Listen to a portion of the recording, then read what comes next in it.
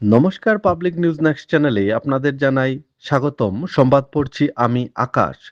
সুনাই বিধানসভা সমষ্টির অধীনস্থ চাঁদপুর এলাকায় সুনাই নদীর ভাঙন ভয়াবহ রূপ ধারণ করেছে। এখানে বিভাগীয় কর্তৃপক্ষ বাঁশের খুঁটি গেড়ে সুনাই নদীর ভাঙন প্রতিরোধের প্রচেষ্টা করলেও তা কাজে আসছে না। ভাঙনের ফলে নদী তীরে থাকা ইএনডি বাঁধ কাম সিসি ব্লকের রাস্তাটিও ক্ষতিগ্রস্ত হচ্ছে। তো চলুন ভাঙনের কিছু মুহূর্ত দেখে নেই পাবলিক নিউজ নেক্সট চ্যানেলের ক্যামেরায়।